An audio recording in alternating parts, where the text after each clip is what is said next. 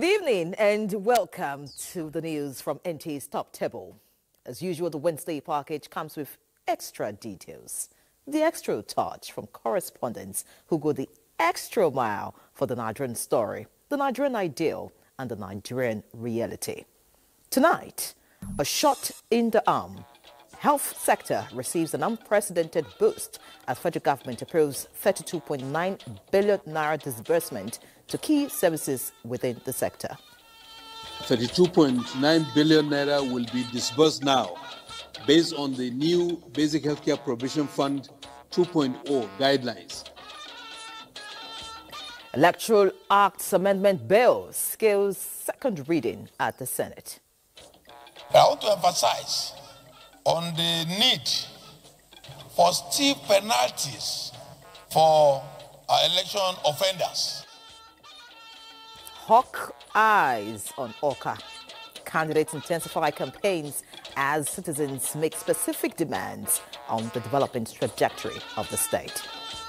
On our event review, we ask if Nigeria left the IMF annual meeting with a positive outlook on her fortunes.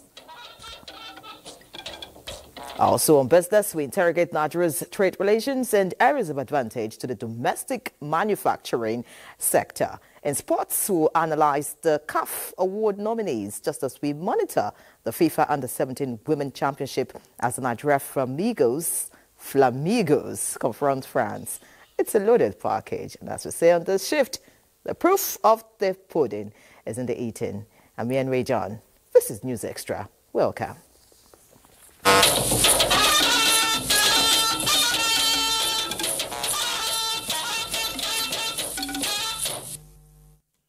Let's hit the road tonight as President Bola Tinubu has formally received two senators who recently joined the All Progressives Congress, APC. President of the Senate, Godswill Akpabio, led the senators to the presidential villa this Wednesday evening. The senators, Kaila Samaila Dahuwa, Bochi North, and Agom Jerigbe, Cross River North, who were members of the People's Democratic Party, PDP, had recently announced their defection on the floor of the Senate. President of the Senate, Akpabio, says their reason for defection is based on national interest.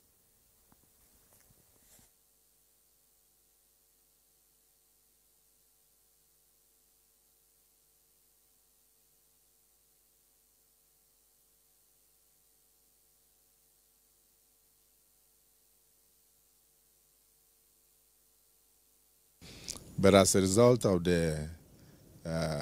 what I may call Mr. President's policies that have tended to turn things around economically, and particularly in terms of revenue generation for the nation, they found it expedient to come in and join him to build Nigeria. Theirs is nothing but patriotism. They are not interested in which political party is in power. They are interested in who can run Nigeria, who can improve Nigeria, who can put food on the tables of Nigerians. Because the president is really doing well, and I want to come in and support him. We are not joining another political party or we are joining for anything but as patriotic Nigerians to move Nigeria forward, because we believe the president is doing very well economically, in the security area and everywhere. So I think we just want to join this winning team so that we will win together. The Senate President along with two senators who recently defected to the APC. Now, staying with the Senate, the ongoing amendment of the Electoral Act is fundamental to restoring public trust, reduce post-election disputes, and empowerment of the election umpire to function without interference. The Electoral Act Amendment Bill 2022 today scaled second reading at the Senate. National Assembly correspondent Lami Ali reports. The Electoral Act tops the table of legislations in Nigeria that have undergone constant amendments to address shortcomings. Electronic transmission of votes, real-time and independent candidature will put checks to all the excesses. Our political parties are the biggest challenge to our democracy. We have to look for a way by which we can introduce some regulation and control. I want to emphasize on the need for steep penalties for election offenders. I understand diaspora remittance is now more than the crude oil income coming into this country. If these people are so patriotic to be bringing in dollars so that it will improve our economy, why are they not allowed to determine the future of this country? Debate during the second reading of the bill undergoing the 9th round of amendments was robust as legislators in the Red Chamber expressed support for a more transparent and accountable electoral process. The departure issues, you cannot be elected in a platform and then you'll be defected. The mandate and the will of the people is being betrayed. Cop the incidents of vote buying, where people often buy votes during election time. Nigerian people are tired. After how many years of democracy, we are still going to court. It is assumed that whatever INEC does is perfect. So this time around, the INEC must be held responsible because they are the ones that have the electoral materials and they are the ones that are in charge of logistics and all. So we must give them some responsibilities in court to prove that, yes, indeed, their actions were legal. Nigeria's bicameral legislature hopes to have in place an updated document before the next general election. Another key feature at plenary is the second reading of the bill that seeks an increase to the basic healthcare provision fund from 1 to 2% of the consolidated revenue fund. President of the Senate, Godswill Akpabio, announced the receipt of a presidential request for the confirmation of his ministerial nominee. Dr. Bernard Mohamed Duro for confirmation as minister. In another engagement, Senate Committee on Federal Roads Maintenance Agency, FEMA, has screened the appointed board chairman of the agency with a call for improved service delivery on all projects. From the National Assembly, Lami Ali, NTA News. And staying with the National Assembly, but looking at the green side now, the House of Representatives has raised a red flag over the alleged use of harmful chemicals as preservatives in frozen foods and other edible commodities in Nigeria, saying it's a ticking time bomb that opens the flanks of the nation's public health. National Assembly correspondent Mitara Ikbe reports that the House Committee on Nutrition and Food Security has been mandated to lead an investigation into the menace and provide far-reaching solutions. Full chemicals. Representative Chike Okafor, through a motion on the floor, drew attention to the persisting use of harmful chemicals to preserve food items, saying it amounts to prioritizing profits over people's lives. Dangerous chemicals such as formalin, sniper, kerosene, and other harmful preservatives in frozen foods and other consumable items. Worried that these chemicals are often used to extend the shelf life of food products, which can be harmful for consumption, cancerous, and damage organs. The House called on regulatory authorities to get tough on perpetrators. Another motion queried the rationale behind the $460 million CCTV project in Abuja, while crime rate is hitting the roof in the nation's capital. Set up an ad hoc committee to investigate this monumental financial investment without a commensurate result. Meanwhile, lawmakers expressed grief over the recent tanker explosion in Esa village in Niger State, which claimed many lives and left many others injured. And the Federal Road Maintenance Agency to immediately mobilize resources and contractors to commence full rehabilitation, expansion and completion of the Bida-Agay-Lapay-Lambatediko Road, especially the sections between Bida and Agay. Among legislations that scaled second reading was a bill for an act to clarify the taxation powers of the 3 tiers of government. At the heart of this bill is a simple but transformative goal, which is to align the revenue powers of the Federation, states, and local governments in a way that promotes efficiency, discourages duplication, and restores trust in the fiscal system. At an inaugural briefing, the House Ad Hoc Committee on Pre-Shipment Inspection has vowed to recover all unremitted oil and non-oil export proceeds since 1996, estimated at more than $850 million. Our work will be document-based, data-driven, transparent, and verifiable. block every leakage where necessary and to make sure that the revenue due to this nation is recovered where any has been lost. The committee says it will engage forensic experts towards reconciling conflicting export data and addressing misappropriation of proceeds. From the National Assembly, Mitaire Ikben, NTA News.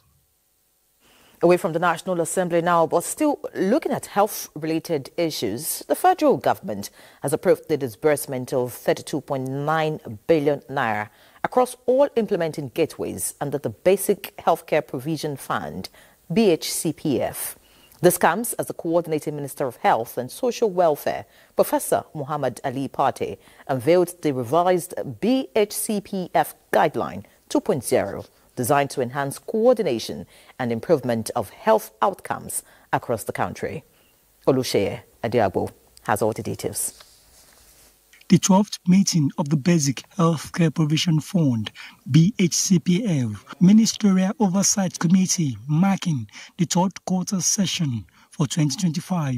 Key implementers of the BHCPF program are gathered to assess progress, measure impacts, and address challenges, particularly in the area of data collection and reliability.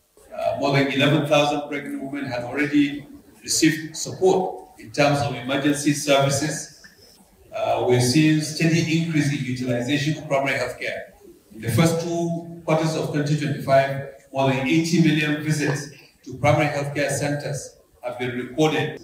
We've discussed data. A major highlight of the session is the official unveiling of the BHCPF 2.0 guideline, which promises stronger accountability and improved efficiency in health financing. The guideline will guide the distribution of the 32.9 billion naira to be disbursed before the end of October to all the states and the primary healthcare centers, with the expectation that it will translate into improvement in the quality of services that they are delivering to Nigerians. We have also activated the joint task force, which will work with the ICPC to ensure that the funds that have been released will be used at the communities and will be used well. So some of the critical outcomes and outputs from these MOC meetings, one of them is to demonstrate better coordination among the various stakeholders and more efforts to ensure that the data that we push out are reliable, putting in place mechanism for in-house validation of such data. Among other resolutions, the federal government reaffirmed its commitment to strengthening oversight and ensuring greater transparency across the health sector through continued reforms of the Ministerial Oversight Committee. In Abuja, Olusheye Adiagbo, NTA News. Away from health, let's look at other issues as Vice President Kashim Shettima has assured the Nigerian Union of Journalists that the Tinubu administration remains an ally of the media and is committed to protecting and advancing the journalism profession in the country. He gave the assurance when he hosted a delegation of the NUJ leadership led by the national president, Alhassan Yahaya, at the presidential villa in Abuja. State House correspondent Abdurrahman Jabrila reports.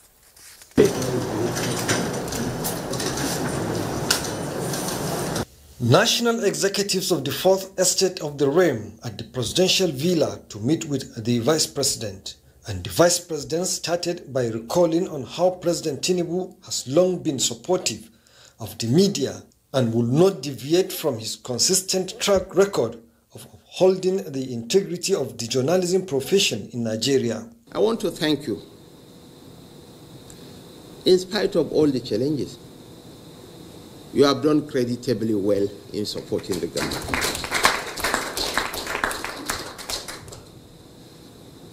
And we are one nation tied to a common destiny. What binds us together supersedes whatever that divides us. For me, I would rather be a small fish in a big pond than be a big fish in a small pond. And politics is about optics, about perception. We came in with negative perception. Noting that both government and the citizens expect a lot from the media, emphasizing that journalism profession stands almost at par with the judiciary, as journalists are expected to uphold public officials accountable and advocate on issues of governance. So uneasy lies the head that wears the crown, and we are not complaining, no. Leadership is about continuity. Governance is about continuity. Uneasy lies the head that wears the crown. We knew the challenges facing us. We brace up for the challenges, and the nation is better for it. And I believe in the fullness of time, posterity will be kind to Bola Ahmed Tinubu. NUJ is an umbrella body of all practicing journalists in Nigeria. The Nigeria Union of Journalists sought partnerships with TED Fund, universities, and international media institutes to uplift training standards across the profession, as well as the creation of a permanent government media liaison platform under the Office of the Vice President to foster regular engagement, clarify national policies, and prevent the vacuum breeding misinformation. We believe that under your watch and with the support of President Bola Ahmed Tinubu, this administration can be remembered not just for reforming the economy, but also for protecting every freedom that guarantees a stable, informed, and united Nigeria. Noting, however, that the press will always maintain the right to speak truth to power for the survival of democracy, with firm support in key areas of national development, despite the economic headwinds facing Nigeria. From the State House, Abraham Jibrila, NTA News. Meanwhile, the Minister of Aviation and Aerospace Development, Festus Keyamo, is soliciting partnership with the FCT administration to ensure successful hosting of the maiden edition of the International Air Show event in Abuja. The minister made his desire known when he led a delegation on a courtesy visit to the FCT Minister, Nyesom Wike, in his office. Onoze Yakubu reports. The Air Show is an event scheduled to mark 100 years of aviation in the country. Being the nation's capital city, Abuja, the host city and the landlord, demands to be intimated. This informed this visit of the delegation led by the Minister of Aviation and Aerospace Development, Festus Keyamo. The minister solicited the support of FCTA in the areas of logistics, publicity, security, and tourism promotion to ensure a hitch-free event. He reveals that the global event will feature major players in the international aviation industry, who will also showcase the country's aviation growth that will open new doors for tourism, trade, and foreign investment. Since Nigeria became a country that receives aircraft into the country, from the first time the first aircraft landed in Nigeria in 1925 till now, this year is the 100 years of celebration of aviation in Nigeria. So as part of that 100 years celebration, we are partnering with a private company to drive this initiative, and massively supported and aided by the Nigerian Air Force. We are to partner with them for the publicity. We also approve for you to use the billboard. But something has to be done here. Everything cannot be free. That's the problem Nigeria has. You want to advertise to the entire world, but they don't want to pay. The event is slated for 2nd to the 4th of December this year. Onoze Yakubu, NTA News. Let's talk business. Benny Adams is here. Benny. We follow the money, and we'll start with bilateral trade, where Nigeria's Minister of Foreign Affairs, Yusuf Tuga, leading discussions on Nigeria's economic and foreign policy at the Reuters Next Gulf Summit in Abu Dhabi today, says tariffs imposed by the United States do not harm Nigeria to the same extent as they do other countries. This is as a result of diversified trade relations in addition to renewed hope efforts at growing the Nigerian economy. Countries move out of poverty and become more gentrified. The demand is not on exporting raw materials and agricultural commodities. It's on finished goods. So we want to be part of that. And then, of course, infrastructure. In constructing infrastructure, you are immediately creating jobs. which would provide those linkages. So rail, gas pipelines, and broadband, and all of that. So this is what we're looking at. Now, oil prices pushed higher for a second day on Wednesday, rising by about 2%, just as gold and silver prices remain jittery on Wednesday after the sharpest pullback in more than 5 years. Let's see the numbers for the commodities in the market at this time.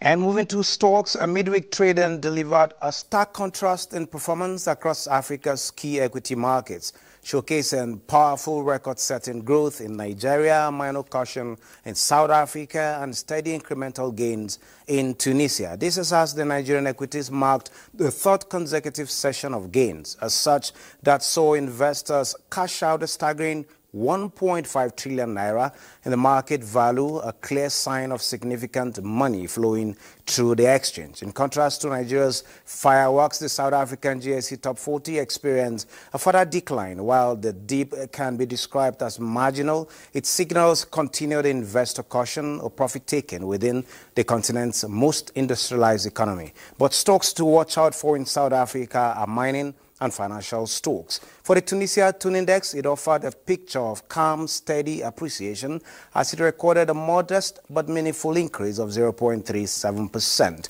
marking a continued incremental rise in both index points as well as the total market value. This movement suggests stability and consistent, if not spectacular, positive sentiment.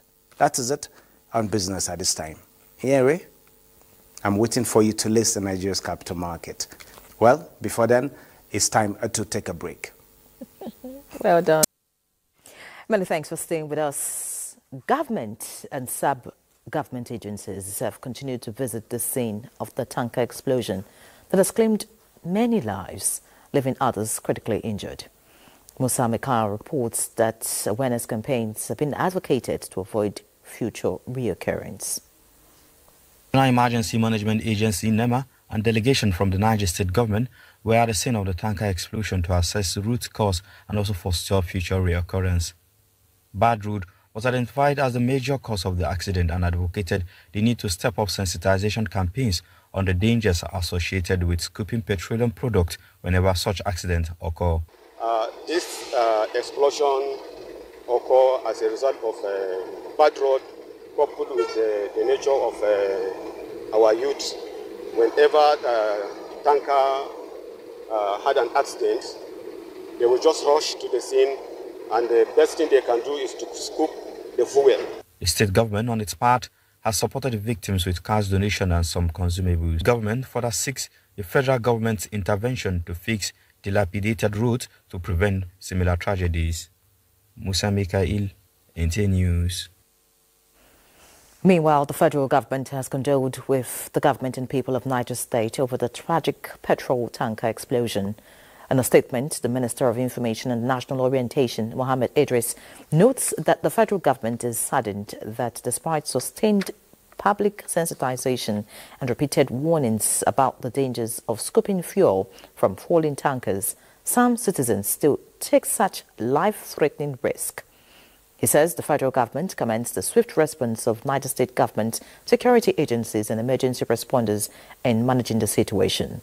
The National Emergency Management Agency, NEMA, has been directed to complement ongoing efforts by the state government in providing relief and medical assistance to victims and their families, while the National Orientation Agency is to intensify nationwide public awareness campaigns on safety measures, particularly in rural and high-risk communities, to prevent the recurrence of such tragedies.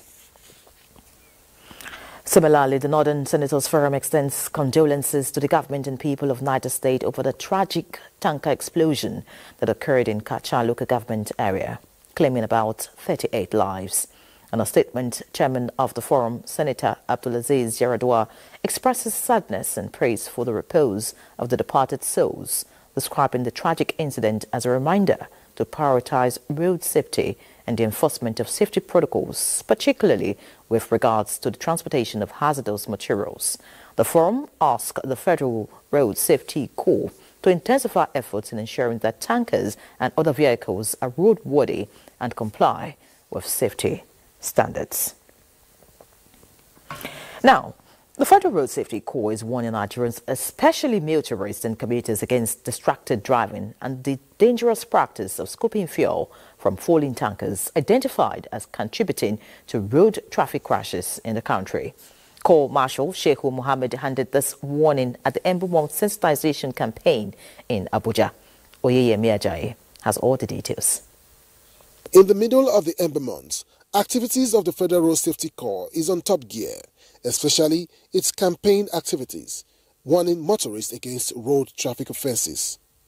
This time around, stand against distractive driving becomes the major concern, as the Corps Marshal Sheikh Mohammed, represented by the Corps Public Education Officer Shegun Ogunbemide, took the campaigns to Jabi, Zuba and Gwarinpa parks, asking commercial bus drivers and tricycle riders to act right.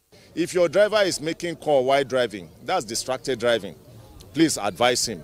If your driver is drinking or eating while driving, please tell him it's distracted driving. And if your driver is even making overtaking at a wrong place, it's distraction, because definitely it will derail. And these are the things that lead to road traffic crashes. And it's not just about internal distraction. We have external distractions. Top among its major areas of concern is cautioning Nigerians to desist from engaging in the acts of fuel siphoning and scooping, noting the dangers inherent is more than the gains. Oyeyemi Ajayi, NTA News. Let's look at the elections coming up on November 8th. Of course, with less than a month to the November 8th Anambra State governorship election, traditional and community leaders say they are not leaving any stone unturned in their preparation to ensure that every adult of voting age participates in the election. Let's hear Uchena Nwokoyo report. In every election, majority of the voters are the rural dwellers. It is in recognition of this that royal fathers and community leaders are on their toes, mobilizing their subjects to ensure full participation. We are telling our people, various communities, to come out and mass and vote. Let there be a peaceful election. We are also mobilizing them, sensitizing them, telling them that our votes will count. Meanwhile, stakeholders in the election are optimistic that the Independent National Electoral Commission, INEC, will use the Anambra election to boost people's confidence in the electoral body. I believe very strongly that the people's vote must count. INEC has an opportunity to redeem its image. We, the Anambra people, we have to change our attitude to election and politics. I have my belief in INEC. All I'm asking people, come out, vote, stand and defend your vote. 16 political parties are participating in the November 8 Anambra State governorship election. In Onitsha, Uchenna Nwokoyo, NTA News. And tonight on Candidate Face-Off for the Anambra governorship election, scheduled for November 8th, we actually invited the ADC candidates, talking about John Nwosu, but at the moment we're unable to establish a connection with him via Zoom. But we have with us in the studio the PDP aspirant in the election, candidate Jude Ezenwafo. Many thanks for joining us. Thank you. All right, as we come down to November 8th, I'd like to ask, how prepared is your party, especially with the defections ongoing at the moment? Very well prepared. Very well prepared. PDP and Anambra State is still PDP, and we are very well prepared for the election, hoping to come out victorious. All right, I like the fact that you're optimistic about this, but would you rate these campaigns for us? How has it been? Issue-based, or you feel otherwise?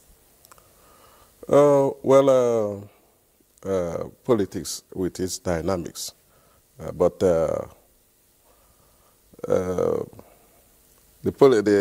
is it. That is what is expected.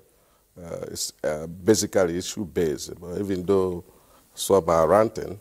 But in PDP, we are focused on generating our organic voters because we are the grassroots in Anambra State.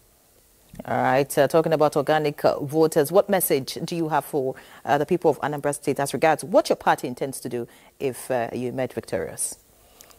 I'm trying to bring back Anambra, bring back the prosperous Anambra we used to be, more secured and prosperous Anambra we used to be. And that is my target, a secured Anambra and a prosperous Anambra. Every other thing in Anambra State, the Anambra needed is focused on security and prosperity. It covers both our educational system, our economic growth, the agricultural sector. Anambra is well harnessed. The agriculture, we are gifted with the arable lands. But because of insecurity, there's nothing happening. But when you secure Anambra, every other thing will follow. Well said, Jude Ezenwafo. We need to round off because of time, but on final note, what would be your message to INEC just to ensure that on November 8th, everything is smooth and fine? The eyes of the world is on the new INEC chairman. The eyes of the world, our eyes is on the INEC now. Because as we are there doing organic mobilization, most of them are hoping on either vote buying or causing electoral malpractice. But we are there. We know how to tackle all of them. But I plead on the new INEC chairman to please use this one to show that is indeed what he told us at the Senate House when he was being screened. Many thanks, Jude Ezenwafo, PDP candidate in the Anambra governorship election, which is just about 3 weeks away, November 8th. We expect more candidates, of course, to join us for candidate face-off on News Extra. Many thanks once again, Jude. Wishing you the very best. Pretty lady. All right, so that's candidates face-off. Let's look at other issues, but of course electoral issues, as youths in Akwa Ibom State have embarked on a peaceful protest to drive home support for the Senate President, Senator Godswill Akpabio, while condemning allegations purportedly leveled against him in the social media. Joy Ubani reports that a solidarity walk took the youths round some streets in Uyo, the Akwa Ibom State capital. In a display of unity and civil engagement, youth from the 31 local government areas of Akwa Ibom State gather for a peaceful walk to draw government's attention as well as that of the police to the allegation of killings by one part Akpabio published on the social media. The youths demand explanation from the said part Akpabio through their letters to the state government and the police. We are here today to consult, to tell you that there are a series of videos going on online indicting the president of the Senate. Before now, some other persons also have sent petition to me, the Commissioner of Police of Akwa Ibom State, and we have since commenced investigation into this matter. The governor of Akwa Ibom State does not tolerate, he has zero tolerance for unlawfulness. The protestants say they look forward to further investigations by relevant authorities. In Uyo, Joy Ubani, NTA News. In keeping Nigeria's democracy alive and looking ahead of ongoing reforms in the electoral process, the National Assembly is being commended for its efforts in the ongoing review of the Electoral Act 2022. This was at a colloquium on 10 years of leadership of Professor Mahmood Yakubu as chairman of INEC. Timothy Yusuf was there. With the team strengthening Nigeria's democracy, reflections on a decade of INEC leadership, organizer of this colloquium believes that it is to reflect on a defining era in Nigeria's democratic journey, the 10 years of leadership of Professor Mahmood Yakubu as chairman of INEC, not merely to celebrate tenure, but to reflect, review, and recommend. He democratized information through consultation with stakeholders and strengthened the Commission's internal systems. Importantly, he opened INEC doors to wider civil society, media, and other groups. Panelists advocated for prompt conclusion of the ongoing efforts to amending the 2022 Electoral Act and the Constitution, believing that early assent will give INEC the opportunity to plan adequately. Political parties were made to own the system of uploading their candidates using technology under the supervision of INEC. As we celebrate his legacy, we also affirm the principle he has championed throughout his career, that elections are not events, but processes. The new commission, the one that is on ground now, must learn from the weakness of the Mahmood era. Acknowledging leadership and achievements under Professor Yakubu's leadership, speakers cutting across all election stakeholders maintained that INEC has recorded remarkable gains, from the deployment of technology through BVAS and IREV to improved logistics planning and stakeholder engagement. Timothy Yusuf, NTA News. Let's focus on brands now. The 17th edition of the Indomie Heroes Award has celebrated young children who may not make headlines but continue to inspire their communities through bravery, compassion and creativity across Nigeria. Charles Alpha reports that cash prizes were given to winners and runners-up at this year's event. The Indomie Heroes Award targets children under the age of 15, recognizing acts of courage and innovation that make a difference. This year, organizers extended monetary support to the runners-up, a gesture that say reaffirms their belief that children are not just leaders of tomorrow, but role models of today. Since inception, this award have celebrated the children under 15 years and below who show exceptional courage, selflessness, or ingenuity. Over the years, we have been inspired by stories of young Nigerians whose action uplift their community and prove the promise of the next generation. This year, we raised the cash prize for winners and for the first time, extended monetary support to runners-up because every heroic heart deserves honor. We also traveled further than ever to discover untold stories, to amplify them, knowing that courage sparks more courage. The Indomie Independence Day Awards is more than a community. As the 17th Indomie Heroes Award shines a spotlight on these exceptional young minds, parents, teachers, and guardians are advised to nurture and amplify their voices because courage, that say, lives in every child. Charles Alpha, NTA News. Congratulations to the children there, and of course more congratulations as winners have started emerging from the Golden Penny Food 65th anniversary Buy and Win Golden Promo. Bolaji Akim reports that a customer from Ekiti State won the first car prize during the maiden raffle draw held live in Lagos. You have just won yourself a brand new car! Vroom, vroom. Yes, you! That is the presentation of prizes to the first set of winners of the Golden Penny Food 65th Anniversary Buy and Win Golden Promotion. For 65 years, Golden Penny has consistently delivered nourishing food to homes and families across the country. To appreciate its customers and consumers nationwide, Golden Penny is rolling out a series of goodies and mouth-watering gifts. Management of the company revealed that draws for the promo we hold every week, where lovers of Golden Penny products will have the opportunity to win gifts like tabletop gas cookers, refrigerators, brand new cars, and other prizes. For us, 65 years is a celebration of consistency, celebration of loyalty, celebration of the bond that we built over the years with millions of households.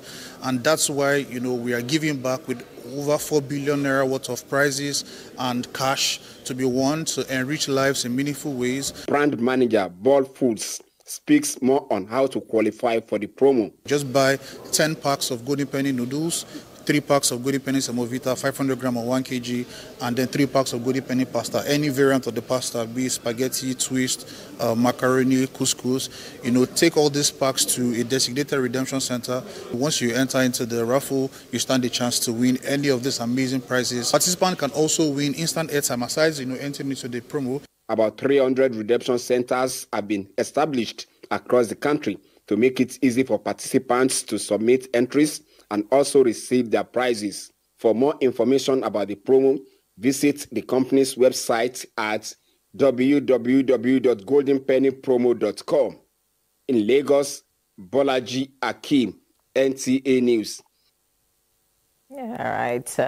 Beautiful. Now, Nivea, one of the Beiersdorf brands, is keeping to its commitment of making remarkable impact in the society and promoting meaningful human connections. The brand is collaborating with SOS Children's Village, an organization that aligns with its global mission of addressing loneliness and other psychosocial developmental issues by contributing over 96 million naira in intervention funds. Emel Odori's report is presented from our studios. This initiative is embedded in Beiersdorf Wide Care Beyond Skin Sustainability agenda. It aims to fight social isolation, which is considered one of the most pressing challenges to physical and mental health of the modern world. Nivea believes fostering genuine human connections, embracing inclusivity, can build a world where fewer people feel isolated. We have actually have a working session with SOS Children's Village where we have defined metrics. So it's not for us, it's not about only reach, but we want to make the impact. And as soon as we start getting, we have a goal, 2-3 years where we want to get to in terms of reducing social isolation and loneliness. This was a perfect combination, a perfect partnership, especially because we have shared values, shared DNA of care, trust, and togetherness. The collaboration with SOS Children's Villages in Nigeria is a long-term commitment to increase its impact to providing care, promote social inclusion, and fight the silent epidemic by fostering stability, safety, and security for vulnerable children and families. The various components of the project would include both the psychosocial support, we include referrals to professionals, where they will get diagnosis, drugs if possible, all under this partnership. So we just believe that these funds will be used to, continue the intervention programs that they are currently executing and, have even more people on board. The Nivea Connect platform is designed to empower, educate people on how to take action and inspire environment where people can ask for support without fear.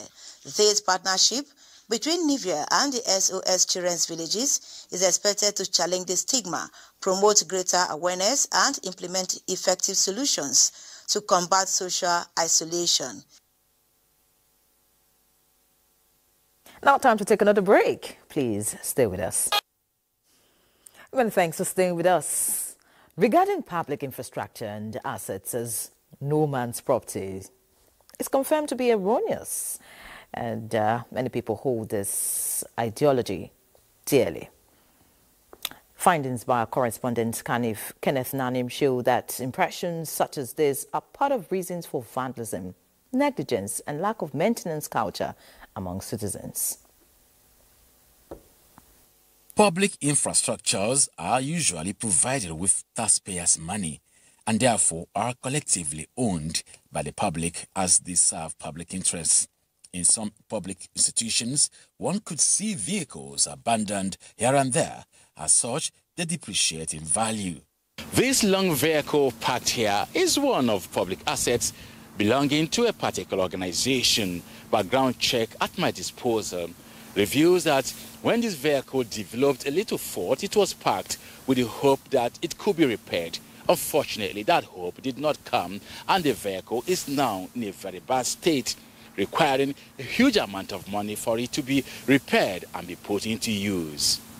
In some cases, some of these infrastructures or assets are abandoned to be overgrown by grasses or become dilapidated out of negligence or carelessness. These include buildings and bridges and roads that are also left to fail. There is this negative notion held by some persons regarding public infrastructures as a no man's property. And first in the line of blame are those who are entrusted with direct responsibility for such vehicles. We have conducted several sensitization exercises on citizens' ownership of public infrastructure and property, to protect such properties in various communities. Could walk into a market now that has like open stalls or bathrooms and everything, and you see that it's very, very dirty. This is actually the responsibility of the caretakers that are supposed to be there. When an infrastructure or facility gets spoiled, nobody cares to repair. If you preserve all of these things or you take care of your infrastructures, it means even those who are coming after us will still enjoy those benefits too. So it's really important we learn this habit of maintenance. This attitude of allowing public infrastructures to dilapidate or get damaged or fail in terms of roads and other construction works is a narrative that concerned citizens say must be addressed. Kenneth Nanim, NTA News. Many thanks, Kenneth, for that report. Indeed, public infrastructure is your property. Protect it. In Jigawa State, a major step has been taken towards ending the age-long Amadure street begging phenomenon as the state government commences the implementation of far-reaching reforms aimed at providing a permanent and sustainable solution to the Amadure system of education. Muhammad Musa Askira tells us more about the new Sangaya schools. The Jigawa State government has begun the construction and operation of comprehensive Tangaya schools across the state. Some of these schools have already been completed, with students currently admitted and undergoing studies.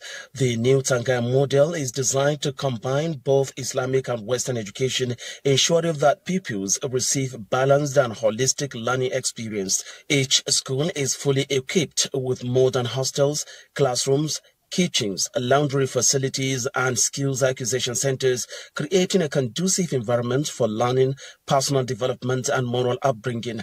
At one of the newly established Tangaya School in Sule Tankraka town, over 400 students have been enrolled to pursue formal education tailored to nurture them into responsible and productive members of the society. Already we have enrolled about 500 students now.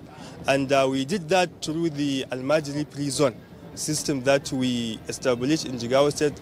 And this school comprises of at least 5 local government areas. The Jigawa Model Tangaya School initiative is a deliberate and forward-looking approach aimed at addressing the challenge of out-of-school children and eradicating Almajiri street begging. With this bold initiative, Jigawa State is reaffirming its commitments to education, social reform, and youth empowerment. From Dutse, Muhammad Musa Askira, NTA News. And from Jigawa, we head to Kogi, where the state government, through the Adolescent Girls Initiative for Learning and Empowerment, Agile, is intensifying efforts at helping young girls in the state to achieve their educational dreams. As part of this initiative, the state government has commenced the distribution of conditional cash transfer ATM cards to beneficiaries in the 3 senatorial districts in Kogi. Jonathan Omajili reports that the initiative is aimed at reducing financial burden and encourage adolescent girls to acquire education. Are you happy? Yes, sir. If you are happy, say hi. Hi. A wave of excitement is sweeping through schools across Kogi State. For many young girls, financial challenges will no longer be a barrier to their dream of quality education. This renewed hope is driven by the Kogi State Adolescent Girls Initiative for Learning and Empowerment Project, Agile. Through its conditional cash transfer program and the ongoing distribution of ATM cards, the project is lifting a major burden off parents and students, ensuring that finances no longer stand between girls and their education. We are happy because of this agile program that they brought to us. It made our children to be eager to come to school. I'm happy for the things that the government are doing for us. They help us so that we'll continue our education. The project coordinator of the Kogi State Agile, Ahmed Tijani, expressed satisfaction with the transparent and impactful distribution of conditional cash transfer ATM cards to beneficiaries across Kogi State. But during the flag off, we made it abundantly clear. The governor emphasized it, that this money cannot be spent for any other thing other than to make the adolescent child a bit more comfortable, in school. And and I'm happy. That is what I have done my back-end check, and I can tell you without missing words that the parents are not deviating. The program is across the 21 AGA in Kogi State, and which we have covered up to 8 local governments. Today we'll make it 9 local governments. The CCT component remains a pillar of Agile's mission, promoting girl child empowerment through education, financial inclusion and social support, and ensuring that no girl in Kogi State is left behind in the pursuit of learning, dignity and self-reliance. Jonathan Omajali, NTA News. Another break beckons. Please remain tuned. Well, thanks for staying with us. Integrated measles rubella vaccination campaign kicks off in parts of Borno State, targeting children between 9 months and 14 years across the 27 local government areas. A powerful step towards a healthier population. In a region still healing from years of crisis, the measles rubella campaign is more than a public health exercise. It's an investment in hope, survival, and the future of Borno's children. Tina Turo will take us on this ride. Statistics by the World Health Organization reveal that Nigeria recorded over 94,000 measles cases between 2019 and 2024, with the Northeast region accounting for more than half, as years of insecurity disrupted access to healthcare. Borno State, once a major hotspot for outbreaks, has made significant progress thanks to consistent immunization campaigns and community awareness programs. For many parents here, this simple injection represents more than protection. It is a symbol of hope, recovery and resilience in a state that has seen far too much loss. I brought my sick child and I came across the exercise. I will also bring my other 2 children for the vaccination. With over 2 million children targeted for measles, rubella, and other vaccinations across Borno State, the government has reaffirmed its commitment to achieving full coverage, declaring a temporary closure of schools to ensure that no child is left behind. Some of the military personnel themselves were trained in how to, administer vaccines, and they also assisted together with the civilian JTF counterpart. So there is so much improvement in that. It is an effort to make the children available.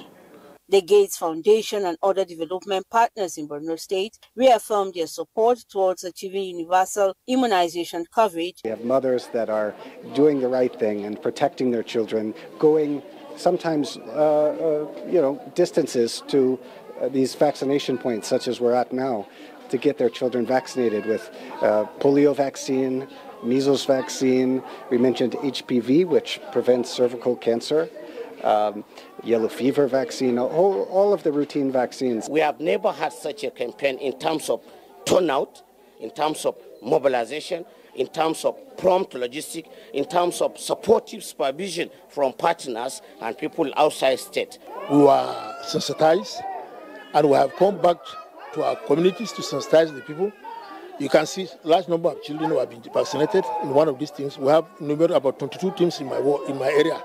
Mobile vaccination teams are back, navigating rough terrains and remote villages to ensure no child is forgotten. In Maiduguri, Tina Toro, NTA News.